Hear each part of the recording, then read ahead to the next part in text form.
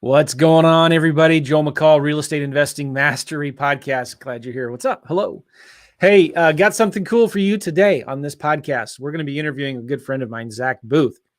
Let me just ask you something. If you all you had was $1,000 and you needed to make some money fast to pay the bills, to feed your kids, to take care of your family, to whatever, survive, what would you do? It's a great question. I've seen a lot of people attempt to do something like that in the past, but it's harder when you actually have to document yourself doing it, because you got the added pressure of everybody watching you as you're doing it. You've got the added pressure of teaching, not just because if you're by yourself, there's no camera, you're not teaching, you can just concentrate on doing the task. But when you have to actually teach and share what you're doing while you're doing it to a camera, that just doubles or triples the work, right? And so when Zack told me he was going to do this challenge, he did it as a $40,000 in 40-day challenge. He lives in Utah. He's going to fly down to Florida for 40 days. When he told me he's going to do that, I said, "You're crazy. Why? What are you doing? What do you have to prove?" He's like, "I just want to do it." I said, "All right." And so he's recently finished, but he kind of didn't finish, but he kind of did. And it's crazy. It's cool. I'm not going to steal his thunder. I'm going to let him share what he did. And it's pretty cool because how he did it, guys, every single one of you listening to this can do it too. It's not that Zack's anything special, although he is. He's a cool guy. But there's no reason why anybody and everybody listening to this podcast right now cannot do what Zack just did. It's really simple and easy. And when we talk about it, you're going to be like, "Oh, that's it? I was looking for some secret magic pill. I was looking for some secret formula or secret list or little trick or hack, something that, but no, that's all he did." Are you serious? Yes. In a new market that he's never done deals in before. Right. So he's got a cool story and I can't wait to share it with you, but I'll just give you a little tip here. He got over 7 contracts in less than 40 days. And he's going to make well north of $100,000 on this thing. I mean, he's got one deal that's maybe going to, well, anyway, I don't want to steal his thunder. So he's going to come on here in just a second. I want to share with you something too. This book is brought to you by, this podcast. This book is brought to you by my podcast, REI Secrets. You can get this book right now for free. Just pay a little shipping and handling at reisecrets.com. This book is daily nuggets of real estate investing wisdom to help you get more leads and close more deals and ultimately make more money. And this book is broken up into chapters. One of my friends and students called this book the Tools of Titans for Real Estate Investors. Now, I don't know if I can accept that. That's Tim Ferriss's famous book, Tools of Titans. But this is a book broken up into daily chapters of just a couple pages, sharing just random wisdom and insight into real estate investing for real estate investors on how to make more money doing deals. We're all trying to do the same thing. And even in a difficult market or even in an easy market, it doesn't matter.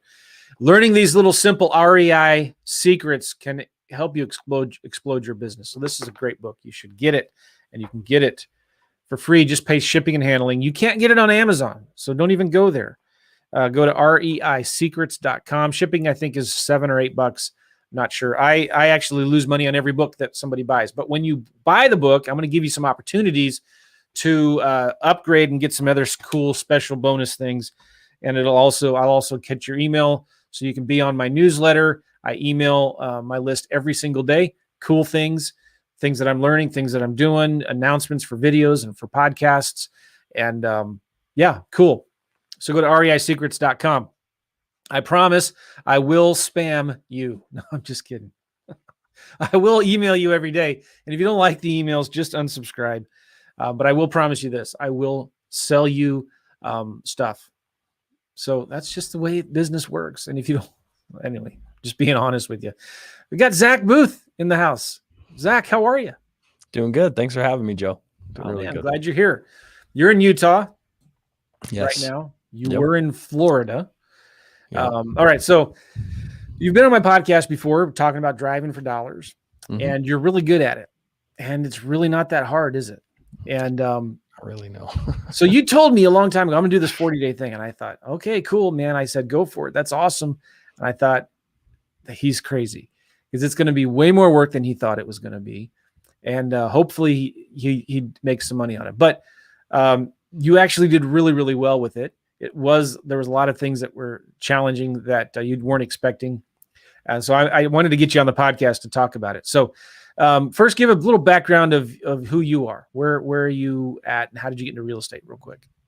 Yeah, just real quick. I used to be a window washer, actually, my professional life. So I did that for almost a decade. I had a little window cleaning business, and it was okay. You know, I did okay, paycheck to paycheck for the most part.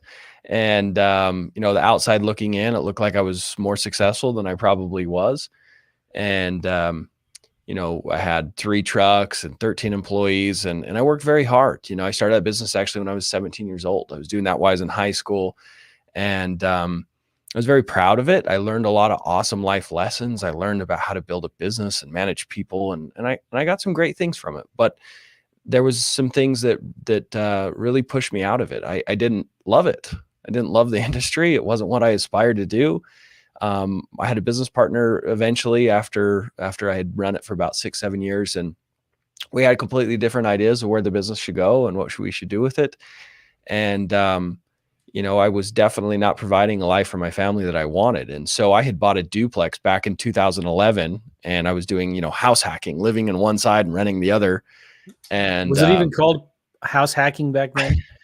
I don't know. I just thought I was smart, but I thought I had come up with the idea. You know, everyone was doing it, I guess. And, but I loved it, right? Because I could rent the one half for like $750 and my payment was like $400. I got an amazing deal. So bank foreclosure, put a ton of sweat equity into it. I mean, it had standing water in the basement when I bought it. It was great. Wow. You know, you still own it? I actually sold it 2 years ago. I bought it for 60 and I sold it 2 years ago for 240. So it ended up being a really good deal for me. Nice. You know, on top of all the rent that I made. So it was a great deal. And it was my first experience with real estate. And I was like, man, this beats window washing. My shoulder's not hurting. I'm not climbing ladders and risking my life. Like, I want more of this, but I kept hitting all these obstacles, right? Like debt to income ratio, being able to qualify for loans, down payments. I didn't have the ability to get into it. By the way, there's somebody I know, and I won't say his last name, but your name is Greg, and you might be watching this right now, and you know who you are, and you can relate to Zack Boothe's story right now. So pay attention to what Zack's saying. Your name is Greg. And I know this guy, and he cleans windows. So really? Yeah. How cool is that? But I think a lot of people can relate, right? Like they're wanting a better life, a better financial situation. They may love their job. They may hate their job, but they're wanting to like produce more. They want to have that, you know, more freedom, more financial freedom, more time freedom. And it kind of changed for me. And I had kind of dabbled, tried to do some stuff. And on my, you know, I thought about buying a house and then moving into it and just keep doing that, right? Doing the BRRRR strategy and uprooting my family. And then my wife got pregnant and I didn't want to move them around all the time, even though we did a little bit to pick up a few more, but it became really taxing on the family. And I was like, this is just not a sustainable business. This is like, I want to be a family man. I want to have my kids. I want to be established. I want to have financial freedom. I don't want to wash windows anymore. I tried flipping a house. That was a nightmare. I hate managing flips. I hate dealing with contractors. I was there Christmas Eve. It was horrible. It was horrible. And I was like, hey, there's got to be a better way. There's got to be a way for me to get started in real estate with no money. And then I learned about something called real estate wholesaling, where you you find properties at a discount and you push the opportunity onto a flipper, to a buy and hold investor, and you get paid. What year was this? I learned about wholesaling back in about 2015 or so, 2014. And I paid for a mentor. I struggled really bad. I took a shotgun approach with my marketing, meaning I was trying a little bit of everything and I didn't really produce any leads. It was very discouraging. I got credit card debt to do a lot of this stuff. So paying off credit card debt, I kind of lost my taste for it. You know, I got really frustrated. I was building furniture and doing side jobs and doing construction on the side of my window cleaning business, working 80 hours a week, doing whatever I had to feed my family and pay off these debts. And I got discouraged for a So while. let's touch on that for a little bit. Like, what was this coach or program that you bought telling Yeah. you to do that was wrong? Or were you just not applying it, or was it stupid, dumb advice? What was it? Yeah, I won't say who it was because I don't want to bash anybody, right? And my goal's not to It be wasn't negative. me, was it? No, Joe, was not you. If it was you, I probably wouldn't be here, right? I love you. All right, sorry. Um, so I Woo! bought a program that, it was all about how much information they shared. It was all about information. It was information overwhelmed. They were not action steps. They weren't like, okay, in 30 days to 60 days, our goal is to get you your first wholesale deal. These are the steps 1 through 10, right? Just do them. It was, we have 5,000 hours of videos and we've got this giant binder to go through. And I'm learning about short sales and pre-foreclosures and lease options and all these, like everything under the sun. There was no like clear path to what we're supposed to do. I learned about subject to, I learned a lot. And a lot of that information I use today. So it wasn't Yeah. like it was a waste of money. At the time I thought it was, right? And So would so you say the problem was that it wasn't just hyper focused on one strategy? It was giving you a smorgasbord, kind of giving you a college education. Would you say, I guess it's kind of the difference between a bachelor's degree and what's a the thing trade. they call it? Like an associate's specified technical degree. You know what I mean? Yeah. Like you can get a degree just on HVAC, right? Exactly. Like a tech degree, like A tech degree. a trade. You become a specialist in a trade, right? And I wanted to be a wholesaler. I wanted to get good at making money in real estate from scratch with no money, right? So I got discouraged. I kind of gave up I didn't give up. I was still listening to podcasts while I was washing windows and paying off those debts. And I mean, I had a bad taste in my mouth for gurus for a time. And then I had the opportunity to meet Cody Hoffine actually with Wholesaling Inc. at the time. And his business partner, Tom Kroll, and I joined their program at the very beginning of 2017. So this was not very long ago. And This was, as we're recording this, 4 years ago. 4 years right? ago. Yep. And that's a great example. Wholesaling Inc. is hyper focused on wholesaling. That's what they teach. That's what they coach you on. Very simple, like forget everything else, just do this, and then do this, and then do that. That's why they've been so successful. All right, cool. Yeah. And part of the reason that I got faith again, and I went and spent another $9,000 on coaching, is because I was washing windows for this very wealthy gentleman. His name's Stan Nilsson, and he's about 80 years old at the time. And I haven't talked to him in a long time, but I was talking to him, washing his giant mansion, and I found out he was a real estate developer. And he was he was talking about how he'd become financially free. And of course, I was eating it up. I want to learn everything. We talked for like 2 hours. And at the end of the conversation, I was like, I'd like to pick up 2 rentals this year. He said, oh, that's convenient. I've got these 2 properties. I haven't collected rents in 4 months. Property manager bailed on me. I don't want to deal with them. I don't have time to deal with it. I was like, oh, well, I'd love to buy them. And he says, great, let's do it. And he wanted $500,000 for both of them, which was a massive discount. They were 1-acre horse properties, beautiful homes. And he gave them to me at a price at a massive discount, over $100,000 discount. And he gave them to me seller finance, a couple $1,000 down for both of them. He just handed the properties over to me. And I remember being terrified because he's like, okay, well, let's put together an agreement. Like right there, he pulled out a piece of white paper and started writing down the agreement. I was like, whoa, don't we need a real contract? I'm trying to talk him out of doing this deal, right? I had no idea what I was doing. But anyways, I ended up selling those properties like a year and a half later. I did lease options, Joe, by the way. I rented them out with tenants and they actually exercised their right. And I made over $100,000 profit. And I was like, and they hadn't cashed out, but I knew what I had once I had them under contract. And I became a believer. I was like, man, like that wasn't hard. He was more experienced, more knowledgeable, everything. And I found these amazing deals because I found the right person and I talked to the right person. I built a relationship. If I can get good at doing this, if I can find more sellers consistently and find a way to do it, I can do this business, right? Like that is way better in window cleaning. I just had a 3-hour conversation, a little bit of work, put a property management in place. And I just made, over $100,000 in a couple of years. Like I do a couple deals a year and I'm making way more than washing windows. And I loved it too. I mean, talking to that guy, I learned so much. He's such a sweet person. Like it was wonderful. It was wonderful to connect with him. So I joined, I started looking for a coach, started listening and hired Tom and Cody. And I'm now friends with both of them, and it's kind of crazy. And I talked to Cody, who's going to Maui this week, and talked to him a couple days ago. But anyways, I joined their program, and within a couple months, I did my first wholesale deal, where I sold the purchase contract for $10,000, and it was like, this is amazing. How'd you find the deal? I found it by sending postcards to an absentee owner list. And the situation was the sellers, they were experienced investors as well, believe it or not. It was a corporate owned property. And what had happened is these two business partners had kind of had a falling apart, and they had over 100 rentals at some point, but it was their very last property they held together, very last one. And so when they got my postcard, they're like, oh, it's our last one. Screw it. Like, just take it, dude. Just take it. So they named the price. I sent them the DocuSign. I never met them. I went to the house once to put a lockbox on it, and I sent my buyers, and I got an offer for $10,000. Nice. Right? And I was like, all right, that was easy. Like, this is awesome. And I was like, let's do more of this. And that's kind of how I got my start into wholesaling, and that was like the beginning of my journey.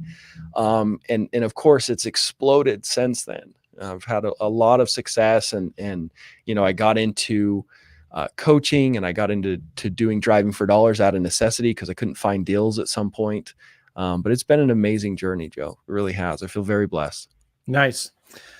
Okay, so that was 2015, 2016, right? No, so that was about beginning of 2017 is where I got to. So 4 years ago. You said that. Yeah. All right. So then, over the last couple of years, what have you been doing? Yeah. So, by the end of 2017, right, I did my first deal April 2017. By the end of that year, I'd done just a little over 100,000. It was like 118-ish, 115-ish in wholesale fees. And I'd quit washing windows. I told my partner, cash me out or pay me my profit share. I'm done. I don't care. I don't want to deal with it anymore. Basically just walked away with hopes that I'd get paid, or let the business sink. I didn't care. I was done. And, which was sad, I built it for 10 years, but I was just so burnt out, and I was so excited about real estate. Anyways, the next year, January and February, I didn't do a deal. Like, leads had dried up. Where I had been doing most of my leads were code violations and evictions. And those two lists all of a sudden became available on a statewide website for all the different counties. And so every investor could quickly just open up a URL and get all of the addresses to start marketing to them. And now I was competing with all the big dogs that had all the marketing dollars. I'm only sending postcards. I'm not texting, cold calling, doing everything else they're doing. And I was just getting squashed like a cockroach, like Mr. Wonderful says on Shark Tank, right? I was just getting obliterated. And I'm like, gosh, dang it. Like, am I going to have to go get a job? I walked away from window cleaning. I had a little tiny bit in savings. But I was like, what am I going to do? So I started looking for ways to find discounted properties, right? I got to find a way to find discounted properties where I'm not competing with everyone and their contractor, right? So I started researching and like how to find discounted properties, and I came across this old YouTube video about driving for dollars. And this is before Deal Machine. This is before the apps. This is before Driving for Dollars app. Do you remember who did it, by the way? Dude, I don't. I would love to give that person credit. They deserve the credit because it changed my life. But I don't remember. There was a Driving for Dollars video, and basically you drive around, you look for houses that need work, you write down the addresses, look up the information on county records. It took forever to build a list of any size. But I remember I worked with someone. His name was Dax. But he was not a city inspector. He was an appraiser, and he was going around and helping me add these addresses. And I was too. We built a list of 70, right? Woo, 70 properties, tiny list, but we pulled the deal out of it. And I was like, all right, I can make some money. 70 properties. And I think it was like $7. I don't even remember how big the deal was. I should know that, right? But it was like anywhere between $7,000 and $9,000 is what I put in my pocket after partnering with him. And I'm like, okay, if I get deals off that. So then I started like recruiting all these people, and they're driving for me, and starting to try and figure out a system to do Driving for Dollars. Long story short, by the end of that year, so by the end of 2018, we'd done just shy of $500,000. Wow. Yeah. I was before Deal Machine. The very last like 2 or 3 months of the year, we started using an app. It was called Driving for Dollars. It's very inferior compared to what Deal Machine is today, right? You could add properties a lot quicker because you could just like tap the houses and uploads an Excel spreadsheet, but you don't know where you drove, right? There's no tracking software. So then I'm having to like figure out, have I driven this neighborhood? Am I not? I'm missing neighborhoods. I'm double driving areas. I'm not sure what I tagged, what I didn't. It's a mess. It was a nightmare, right? And but still, by the end of that year, we'd done $500,000. And I mean, I overpaid people because I'm paying percentages of every deal to my drivers, right? I got all these bird dogs but I had like done really well. And I was like, this is amazing. Like I'm pinching myself. I never made that kind of money. And we were able to go to Hawaii, and I went to Alaska fishing. And I started to be able to have some freedoms that I had never had before, and being able to do things with my family and spoil my wife that I love dearly. And so towards the end of that year, I'm looking towards the next year's goals, right? What is my 2019 goals going to be? What am I going to accomplish? And I started reading a self-help journal called Living Your Best Year Ever. And it talks about giving away whatever you wanted to receive. So I had set you have to set 3 big goals. One of those big goals was to generate $1 million the next year. I had no idea how, but in the book, it said I had to give away whatever I wanted to receive. So I had to give away $1 million, Joe. And that's like, okay, well, I have like maybe 100,000 in savings. I was very proud of that, but I didn't have no $1 million. And so I was like, okay, what do I do? How do I give away $1 million? I talked to my wife about it, and I was like, okay, I have an idea. Why don't I just teach people my marketing system, teach people what put $500,000 into my pocket? I brought on 10 guinea pigs basically. And I was like, hey, the whole purpose of this is to put $1 million in your guys' businesses. Let's do this. And, it was crazy. The more I taught, the more I learned. The more I taught, the more questions I got. And the more questions I got, the more holes I found in my own business. And it completely changed my business, completely changed the marketing system that I have today. By the end of that year, I did $1.2 million in wholesale fees. Wow. In one flip.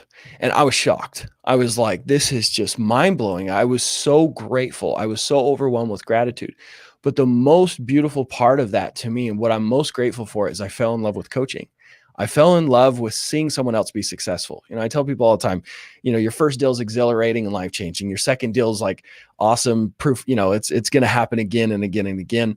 Third deal is a lot of work, and you don't remember your fourth and fifth, right? It's just work at that point. But every time a student does their first deal, I get that same euphoria. I get that same feeling that, you can call it helper's high. There's a lot of terms for it, right? And I fell in love with coaching. My first few students, Scott Dallinger, his first deal was like $113,000 assignment fee, $113,000. Quit his corporate job.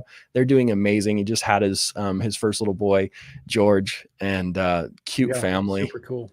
Yeah, and he's in Portland. And then who were some of my other very first students? Sergey in Orlando. He actually came and spent some time with me on the 40-day challenge. And Michael McLeish in Greenville, South Carolina. Good dude. His first 6 months, he was going to double his entire previous year, or actually surpass his entire previous year in just 6 months of implementing the system. So it was really cool. Like, we had just a lot of success, and people that you may know now because they're doing a lot in the industry. And anyways, there's lots more, and I don't mean to miss out on everyone, but it was really cool to see that happen. And, and I just fell in love with coaching, and I really started pushing the coaching, and I've been doing that for a couple of years. And, by getting into coaching and like falling in love with it and wanting to do that, it's kind of like going from window cleaning to real estate. That's like, okay, now real estate to coaching. And so now I have a team that's automated, right? I had to put that in place to keep the money coming in so I could focus on the coaching, because I wasn't really making money coaching yet. And so, I have an acquisition manager and a team and people that drive for me. Like, I don't do any of it. I look at my KPIs and go to my team meetings. I spend about 2-3 hours a week in my wholesaling business. And at the close of the first quarter this year, we'll do about $400,000 in wholesale fees this year so far. So, and I don't do any of the appointments. I hadn't gone on a seller's appointment in 2 years, except for that 40-day challenge. So it's kind of fun to be like in the trenches again, doing that challenge. All right. So let's talk about the 40-day challenge. Yeah. How'd you get this crazy idea? Well, remember how I was a skeptic for a time after I hired that first coach, and I met Stan Nielsen, right? I became a believer again because I saw it happen, right? I met a motivated seller. I saw it. I saw that I didn't take advantage of him. I kind of thought like, okay, if you get property at 50 cents on the dollar, you're shady. But, it was convenient for him. He was wealthy. He didn't need the money. He wanted the convenience over the price. He liked me. Like, he knew way more than me. I was like, okay, like having that experience gave me the confidence. And Tony Robbins talks about this, right? His cycle of success. He says to tap into our full potential as human beings and, children of God, basically, he says, you have to have a massive belief. If you don't have a massive belief, you don't give massive action. If you don't give massive action, you don't get massive results. And if you do get those massive results, right, you have more confidence and you have more belief and you spiral upwards in life. But if you start off with like, maybe it'll work, I don't know, I'll give it a try for 30 days, right? Maybe. You give a half-hearted effort, you get half-hearted results, and you have more disbelief and you spiral downwards. Right. And so I was up late at night thinking, how do I help people? Right. How do I help people put money in their pockets? Right. Like that's my mission behind my coaching. Yeah. And so I was like, how do I help inspire them to give them this belief that I know that they need? They need to believe in themselves. They need to believe in the process that they're approaching.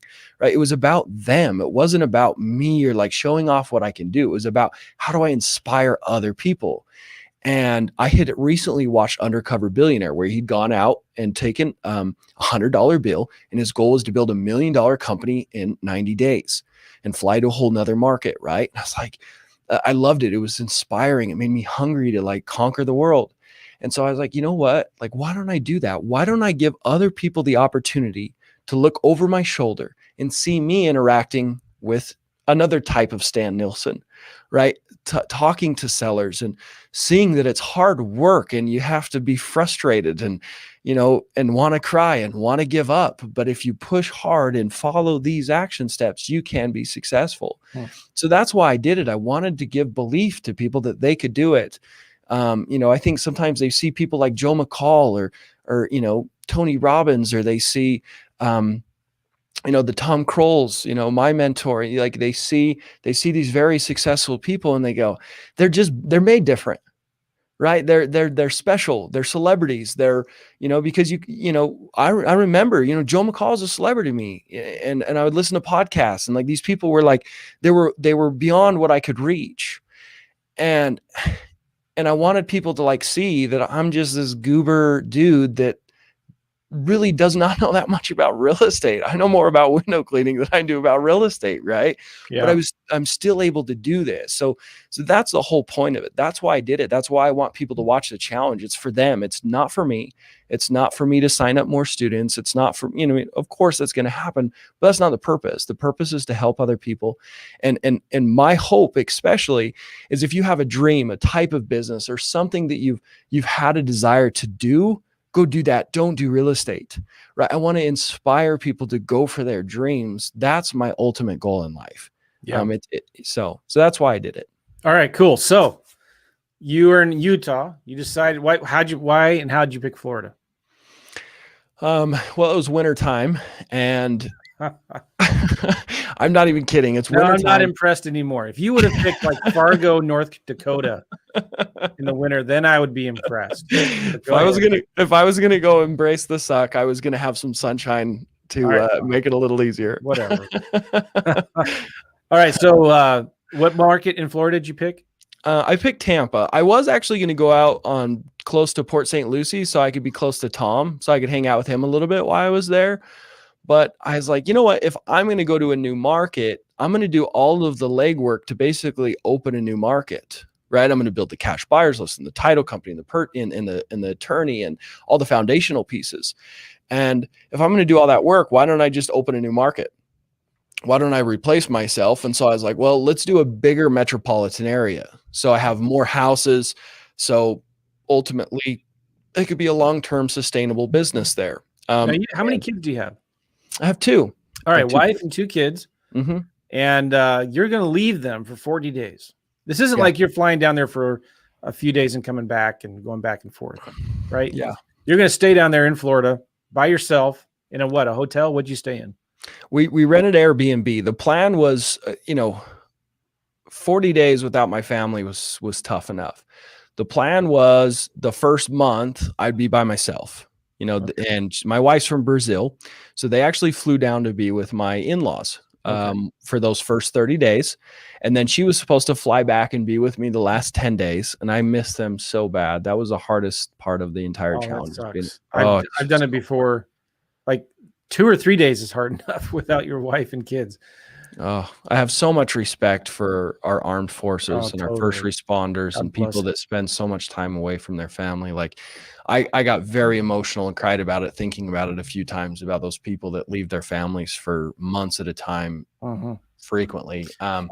Tip our hats to our servicemen and women. All right, cool.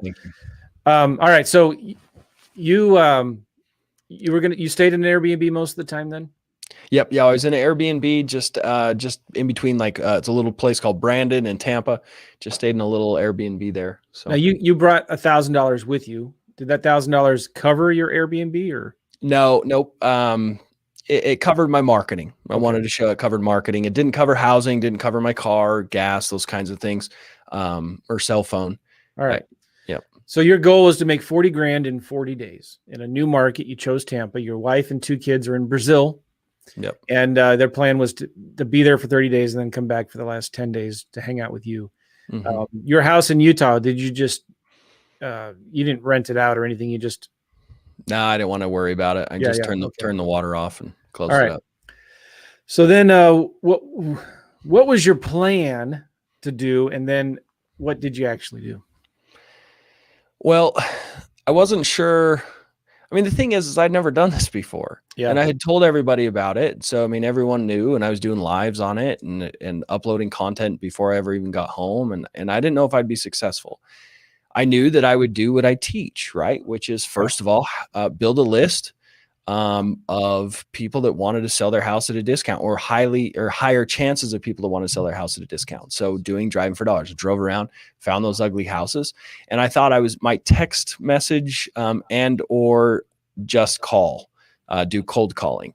Now, somebody's going to ask, Zach, what there's these new things now, these new apps where you can do virtual driving for dollars, right? From the comfort of your warmth home in Utah.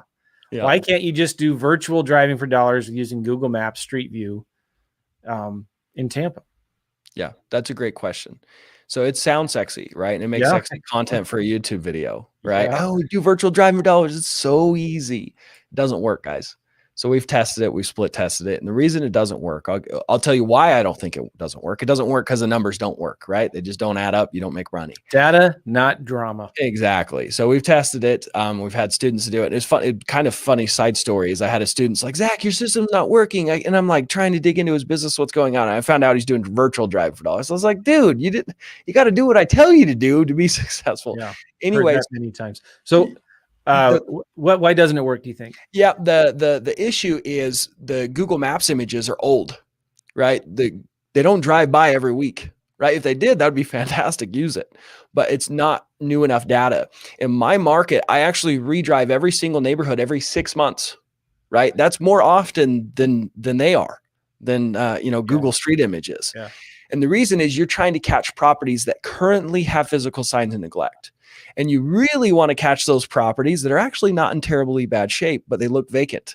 There's a couch and a sofa and a mattress on the front lawn. You can tell it's going through transition period. There's a moving truck. Like those are the properties that are just like, boom, that's the time to catch them. And so we redrive very often. So actually being out there and driving, we also make a tag for properties that 100% look abandoned or vacant, and we make a special effort. So while I was in Tampa, I had like 60 properties that I put on that like super vacant, abandoned looking properties, only 60 to 70. And I got one of my deals from that. All right. So explain what driving for dollars is for somebody who's new and doesn't know. Yep. So driving for dollars is where you get in your car and you drive around and you look for houses that have physical signs of neglect. The whole purpose is if someone doesn't love the house, it's a thorn in their side, and they don't want to deal with it, they don't take care of general maintenance, right? And if it's a thorn in their side, they very well likely will sell it to you at a discount. Okay. So you're putting together that list, basically putting it on an Excel spreadsheet, and then you reach out and see if they want to sell. That's what we're doing. It's our marketing strategy to find off-market discounted opportunities, whether you want to wholesale them, whether you want to flip them, whether you want to keep them as rentals, and then or buy them and lease option them to someone, whatever you want to do. Like, you got to find the deal first. So that's what Driving for Dollars is finding the deals. All right. So then how do you pick the markets to drive through? I would start with where you live.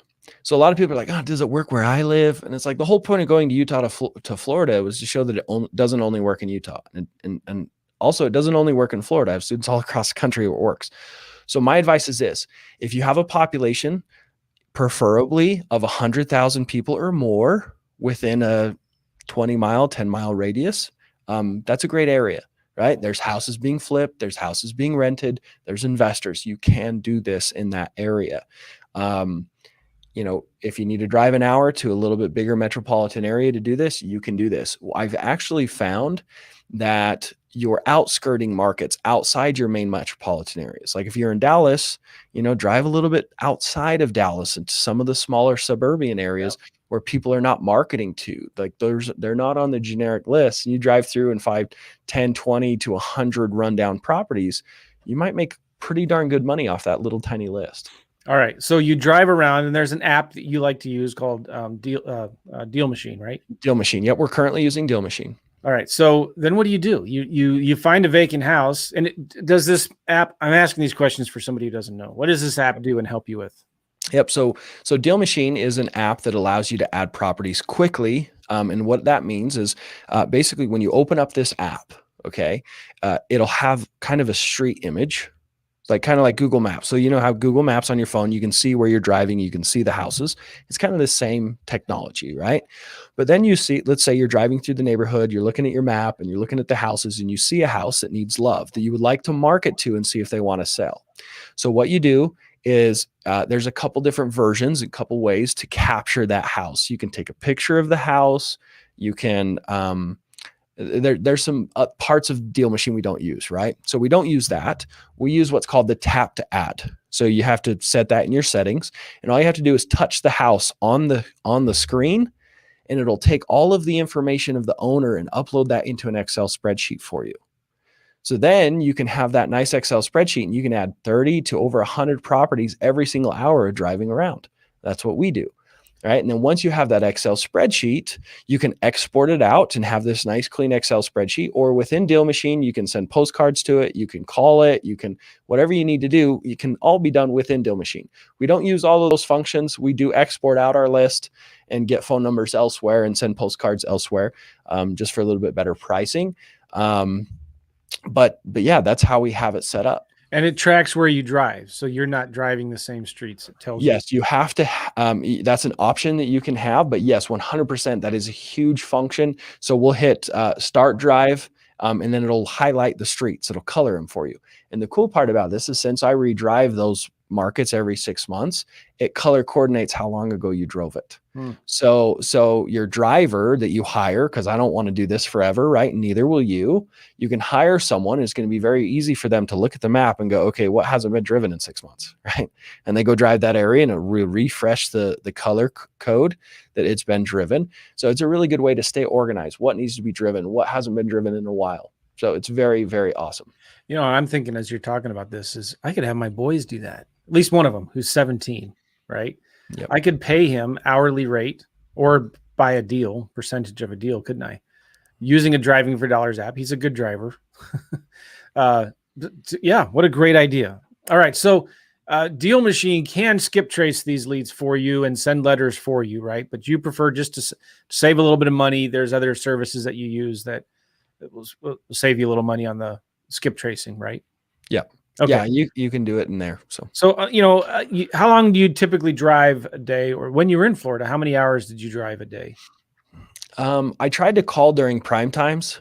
So I ended up cold calling as a strategy for outreach. So I'd cold call in the mornings and the evenings, and then dead times in the afternoon is when I drive, which is actually the best time to drive because there's no one in the neighborhoods. They're quiet.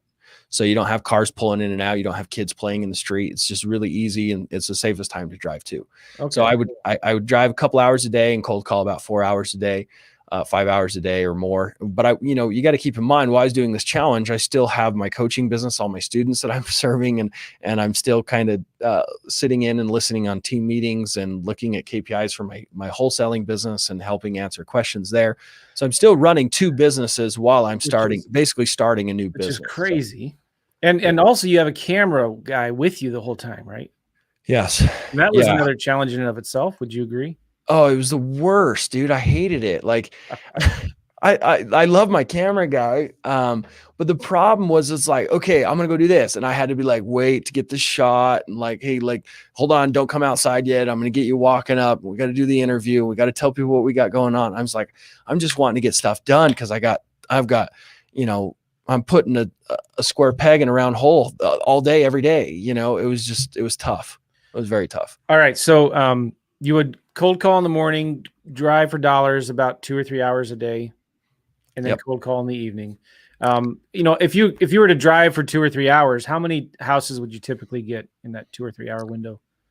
So it depended on the area, but my average was probably about 60 to 70 houses every hour of driving. Wow. Yeah, quite a few. Do you think that's because of the neighborhoods you were in? I mean, if you were to be in a newer subdivision in the suburbs, you probably wouldn't find as many vacant houses, right? 100%. I only drive houses that are, blue collar, middle to lower income areas within the market. I don't drive the high end areas, right? But how cool is that? You're not getting out of the car. You're not knocking on doors necessarily, right? Yeah. The only time I did is if the door was open and it looked vacant. And there was a couple times, like I think 3 or 4 occasions where I jumped out of the car because the door was open. It looked like it was going through transition period. Landlord was there cleaning it out. And I talked to him, had a good conversation.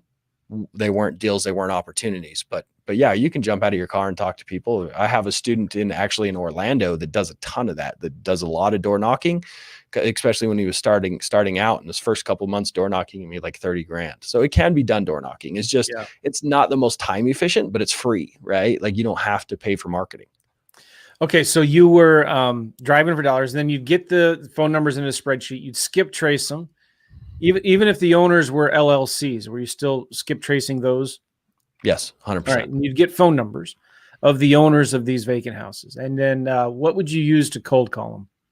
Yeah, so there's multiple dialing platforms. I'm using mojosales.com. I'm not getting paid to say any of this stuff, by the way, but it's a cold calling platform where I can call 3 people at one time. So it'll pop up who I'm calling. And then if someone answers, it'll pull up their screen. So it's got the link to Zillow, the address, the property, how many bedrooms, bathrooms, everything. So I can have a conversation about that house. If I'm talking to someone and someone else answers, I have a recording that goes, hello, I'm going to have to call you back. And it hangs up on them. Right. And then as soon as I get off the phone, it calls that person back. But that way I'm just blowing through phone numbers and calling and talking as much. Does it leave them a voicemail? You can have it do a voicemail drop. I don't do that because I have found I actually have more people and it's faster. If I don't leave a voicemail or anything, I have a lot of curious people. They're like, who's this? Right. Because I get a phone number for that area code. And then they just call back. And they call back, and my voice recording to that phone number goes straight to voicemail. So they quickly get my voicemail. It quickly says, hey, I'm Zach. I was calling you about a house I thought you may want to sell. Anyways, if you want to sell your house, leave me your name and number and address. I'll get right back to you. I'm from appointment to appointment. And if they leave me a voicemail, I call them back. But if I get those calls backs on those numbers, I can see, and I just scroll through. If I have a voicemail, I'll call them back. And we pull deals off that. Do you think, because I've wrestled with this, the whole quality versus quantity argument with cold calling, right? We do a lot of deals from cold calling as well. We use Mojo Sells, and it's been good. But like with a tool like FreedomSoft, you can dial one number at a time. And there seems to be some advantages to that. Sometimes you get a little lag in Mojo Sells, which is frustrating. With REI Simple or FreedomSoft, it's more quick and direct. You can click, it just dials one number at a time. But then if you get a voicemail, you can leave them a personalized message. Hey, Jim, I'm calling about your house at 123 Main Street. And then you can also quickly send them a text. Hey, I just left you a voicemail. Call me back. So where do you fall on that debate? Is it better to dial 3 numbers at a time, as many numbers as possible? Well, I think, Joe, you said it best, right? It's data, not drama. I think that if you're unsure or curious, don't let it be an emotional decision, but test it. Yeah, okay. So we have split up our driving for dollars list for the last year into corporate owned, owner occupied, absentee owner, and the vacant list, or what we perceive as the vacant list, right? What we identify as potentially vacant. And most of our deals are coming out of absentee because it's a bigger list. But our highest percentage of revenue, like we're spending almost no money on marketing to deals, is the vacant list, right? So with that being said, my acquisition manager cold calls the vacant list, and whoever he can't get a hold of, he's texting personally. And then whoever he still can't get a hold of, we're sending postcards. And then when he's out in the area, he has those properties that he'll go knock on the doors, right? We really are hungry for that list, right? And we try and get to them quickly because we know it's the most profitable list. Absentee owner is the next best one, and then owner occupied, and then corporate owned. But corporate owned is a very small list, actually. Yeah. So, and it's, you actually have the worst data for phone numbers on there. So we'll send postcards usually to that one after we call it once or twice. So it's kind of however you want to approach it. The most important thing is to research it. So if I haven't left voicemails for a couple of years, and the reason I stopped doing that is I did ringless voicemail drops where I did it wasn't a customized voicemail, but I have taken the path of like quantity over quality because I have so many addresses. I want to get through them 2 to 3 times. And I'm also texting them, and I'm also sending postcards. So I'm really bombarding them. So one more thing of adding a voicemail, I'm not sure if it would add value, but have you tested that? I mean, have you seen the data on that? No, I've listened to other people who have, and so I get people on both sides. I think whatever you're doing is what you should be doing. Like, you know what I mean? Like my pastor always says, people ask him, which translation is best? And he says, whichever one you're reading. Doesn't matter, the translation of the Bible, whichever one you're reading. So I think it just doesn't matter. Just whatever one you're doing, that's what works. My advice on that is this: if you're spending less than 25% of your gross revenue on marketing, you're in the money zone, right? I'm spending, we've been tracking Tampa since I left, and by the end of this quarter, we're going to be spending about 6% of our gross revenue on marketing dollars, which is like great reason why I love cold calling. Right. But in Utah, where we're texting, postcards, cold calling, everything, we're spending about 14% of our gross revenue on marketing. If I spend 25% of my gross revenue on marketing, that still leaves me about 30% to 30 to 35% to pay my team, acquisition managers, all my fixed costs, everything else. I'm still going to be able to pull about a 40% profit margin out of my business, which is what we're trying to do, right? We're trying to take a profit at the end of the day and not have to work in our business. We want our businesses to serve us. Right. So that's my suggestion: is find a marketing channel that you can spend less than 25 cents to make $1 and you're in business. Nice. That's a great business to be in. There's very few businesses in the world that are that good. Yep. All right. So talk about, I don't know if I should ask you this on a podcast or offline when we're done. Let's talk about the do not call list, right? What do you tell people to do? Talk to your attorney. Okay, all right, we'll leave it at that. Talk to your attorney. All right, because that's frustrating, isn't it? I mean, you spend a lot of time driving for dollars, and you're skip tracing these properties, and some of the numbers come up on the do not call list. So, it's a gray area because you could argue that it's a business to business. It's an absentee owner, right? They're in the business of renting properties. Oh shoot, I only got 5 minutes left. We might have to break this up into a second podcast. I just got a notice of a meeting I have in 5 minutes. Let's do that, Zach. We're going to break this up into 2 podcasts, okay? Because I want to hear more about what you actually did, some of the challenges that you faced, and what would you have done differently on this podcast. But just give us a high-level view, and then we're going to dive deeper into the details in the next podcast. Yeah. At the end of the challenge, you had to leave early, 28 days into it, right? Because your wife's family got sick. Yep. And so had some family issues coming up, and you missed them anyway. So you get a pass. But you got 7 properties under contract. How many have you closed so far, and how many are getting ready to close? We've closed 3, and one of them fell apart because of lien issues. So there's 4 gone. We have 1 closing this week. No, it'll close next week. Actually, just found that out. It's for $50,000, and a $50,000 assignment fee next week.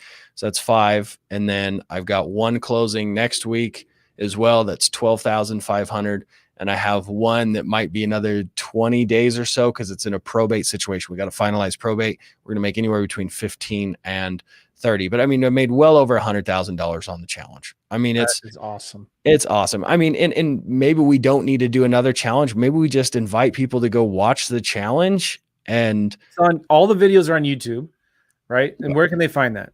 they can find it on my YouTube channel. So if they just search DFD Mastery, so DFD for driving for dollars, DFD Mastery on YouTube, or search my name, Zack Boothe, it'll pull it up. Find the 40-day challenge, enjoy it. I think we have up to day 13, but we have 2 episodes a week coming out. And so they can see it day by day. They can see it happen. I mean, day 4, my most favorite day of the challenge. If you only want to watch one day, watch day 4. I got 3 contracts that day. It was a spiritual day. It was awesome stuff. So go to YouTube, do a search for DFD, or Driving for Dollars Mastery. And you get to see the videos of Zack struggling. I mean, when I was watching you, you were tired, you were hungry, you were frustrated. And I've only seen a couple of these videos, but man, it was inspiring to see. And you could tell it was challenging. It was not easy. Yeah. So we're going to dive more into the details of what you actually did in the future podcast. I think this is fascinating. This is so cool. And then just all you did again was just driving for dollars, right? That's it. I did what I know works. I didn't overcomplicate it. I wanted to keep it simple. You don't need to have all these different tools and know everything there is to know about real estate. It is very simple. All right. Awesome. Go to YouTube, do a search for DFD Mastery. And do you have a website somebody can go to, Zack? Yeah, you can go to my website and learn more at dfdmastery.com. But if you want to learn more about the coaching with me and want to talk to me about that, you can book a call. So if you go to dfdmastery.com/Joe, so that's DFD, as you can see on the screen, or if you're listening to it, it's DFD, like driving for dollars, dfdmastery.com/Joe, and fill out the form so I know a little bit more about you. And then you can schedule a time on the calendar to speak with us, and we'd be happy to help you. Awesome. So cool. We got some comments real quick. Joe said 40K by wholesaling or creative financing. Straight up boring wholesaling, wasn't it? Yeah, for the most part. Yeah, because I wanted to show just with $1,000. But yes, you could get creative financing. I'm actually closing on a subject to today from one of my students in Tampa. So yes, you can take the leads and do subject to or creative financing if you want. If that's your goal is rentals, the whole point of the challenge is to show you how to find deals. I found 7 deals. Yes, you could have gotten creative financing on those. Yeah. I mean, one of them was an inherited property. You could take over the deceased person's loan. It would have been like a guaranteed creative deal if you wanted. All right. So. Very cool, guys. DFDmastery.com/Joe. I have to make like Michael Jackson and beat it. So I got to go. Okay. Thanks, Zack. We'll talk soon, man. Talk to you soon. See you guys, everybody. Bye-bye.